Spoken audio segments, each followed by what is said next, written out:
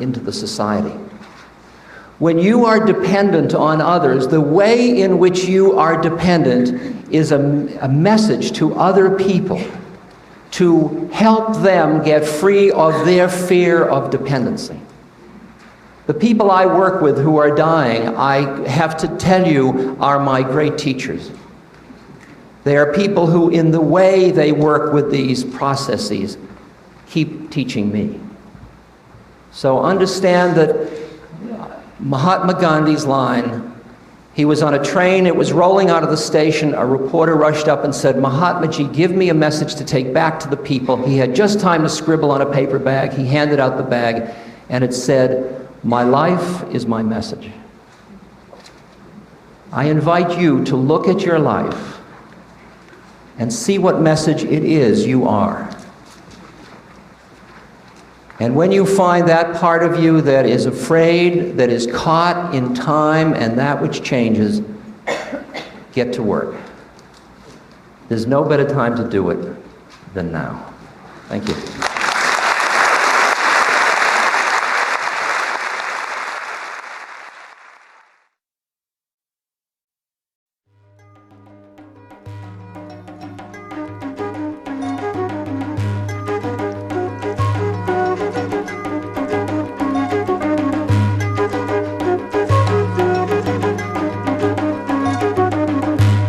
Conscious Aging, Session 2, on Facing Death with Ram Dass.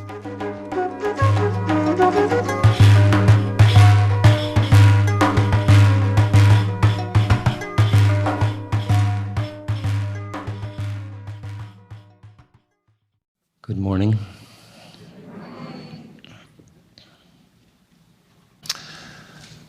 For some of you, coming to this morning session is a lark, and for some of you, it's a little threatening and frightening. And I recognize all of that, and I appreciate that we all realize that part of our agenda as people of any age is to find some way of being with the idea of death. And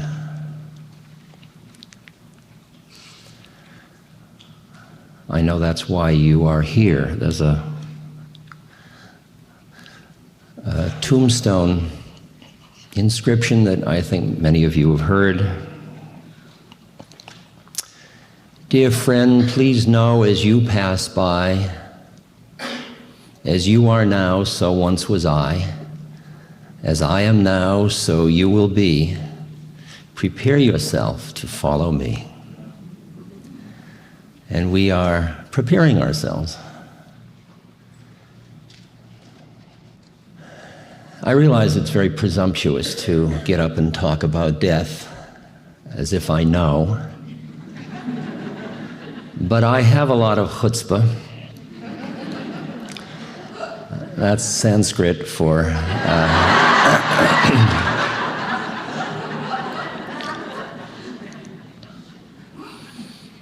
And something has happened to me as a result of my meanderings through the realms of consciousness over the past 30 years that has changed my attitudes towards death. And a lot of the fear that death generated that led to denial has gone from me.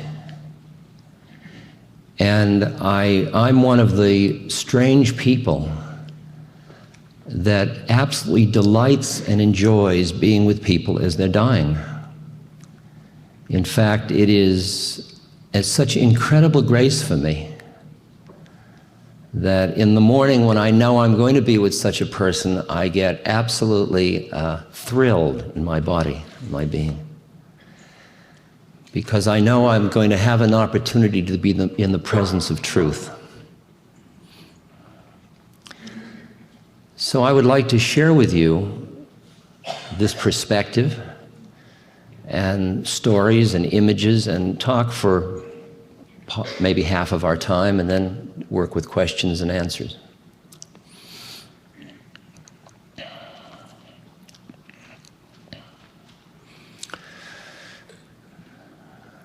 We are living at a time where birth has come out of the closet in the past 20, 30, 40 years, and death is just beginning to come out of the closet.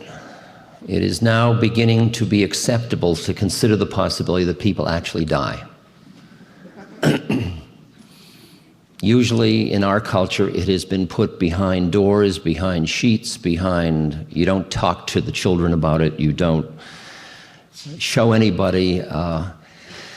And for me, who has grown up in that culture, it was quite an experience when I started to live in India, where when somebody dies, they are put on a pallet and wrapped in a silk sheet or a sheet, and then carried through the streets to the burning grounds, and with Satya Hai, Satya Ha, with a mantra being recited as they go through the streets.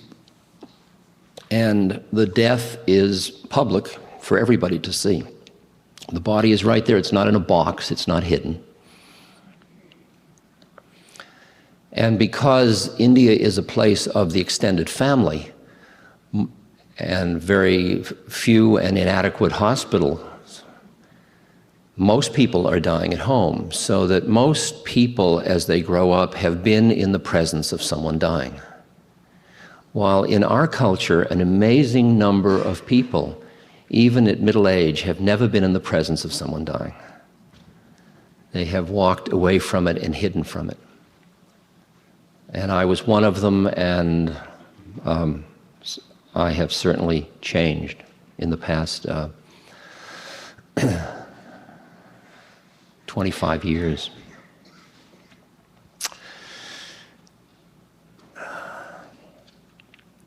I think the reason that I changed was that, and I know this will offend some of you, but truth is always difficult, that through my experiences with psychedelic chemicals, you might say, particularly originally the mushrooms of Mexico, which were used by curanderos and oracles in Mexican religions, and the mushrooms have been used throughout religious history, actually, for mystical experiences. Through that first experience, I came in contact with a part of my being that as an adult I had not identified with, I had not acknowledged. And it was a part of my being that lay behind my social roles, behind my personality. And it was indeed a part of my being that didn't seem to have much to do with birth and death. It could be called soul or awareness or spirit or God or whatever.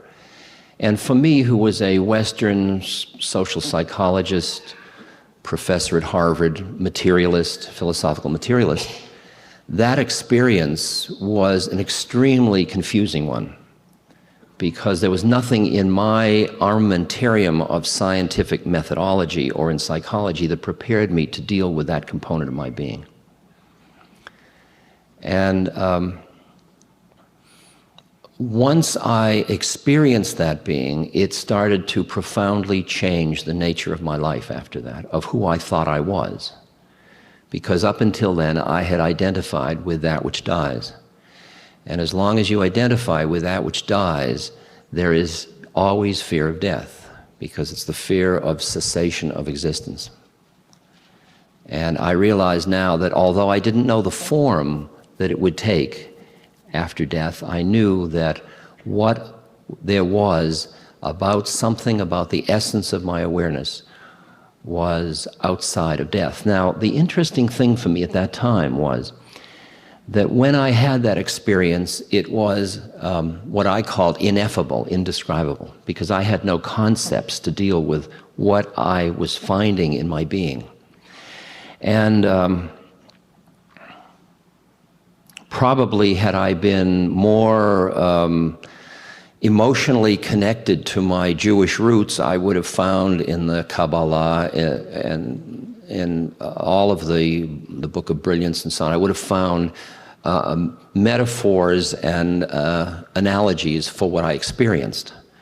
But I wasn't. And the book that came to my attention, that was brought to my attention by Aldous Huxley, who was part of our project and visiting at MIT that year, was a book called The Tibetan Book of the Dead. And what happened to me when I read the Tibetan Book of the Dead was I was reading descriptions of the direct experiences I was having with the mushrooms. Now, this was very confusing to me, again, because this book was 2,500 years old. I thought I was at the leading edge of the unknown. And here was a very ancient text, a book that was used by monks, by lamas, read to fellow lamas at the point they were dying and for the days following their death, whispered in their ear, about the process of dying.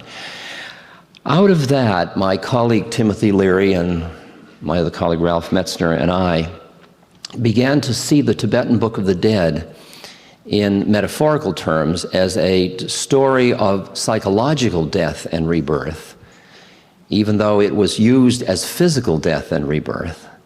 And so we did a book called The Psychedelic Experience, which was a manual based on the Tibetan Book of the Dead for going through this psychological death rebirth. And I really think that although it has been made trivial in a way, the idea that's a biblical the idea of dying and being born into truth or wisdom or spirit is really what our business is that we're talking about when we deal with death. And that as you have extricated yourself from a solid identification with body and with personality and with materiality, you begin to have spaciousness to allow for the possibility that death may be part of process rather than end. And I think I feel that very deeply. People say, do you believe that there is continuity after death?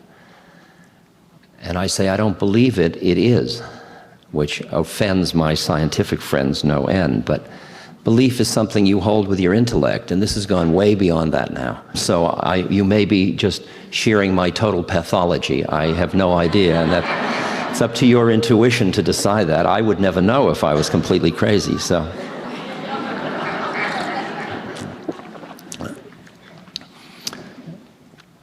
To show you how crazy I am, I have a friend who some of you have met through books, a friend named Emmanuel. Emmanuel is a spook, a being that has dropped his body somewhere along the way and speaks through a lovely woman named Pat Rodegast. And I must point out to you when I'm talking about channeled beings that all beings that don't have bodies aren't wise.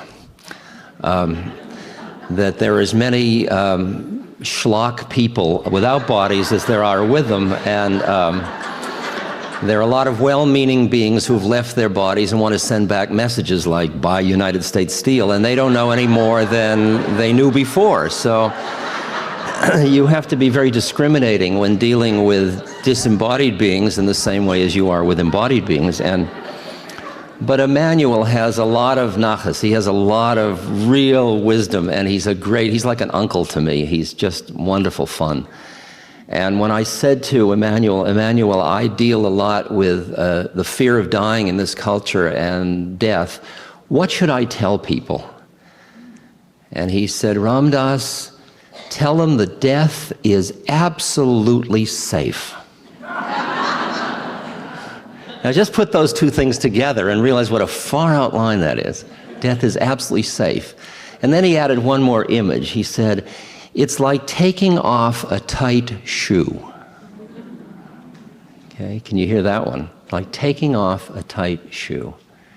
Now just imagine that you as spirit or awareness have contained yourself in an incarnation, or contained it in a conceptual model of who you are and on a storyline. And then at some point, you dissolve out of that, you break out of that, and there is this incredible release quality.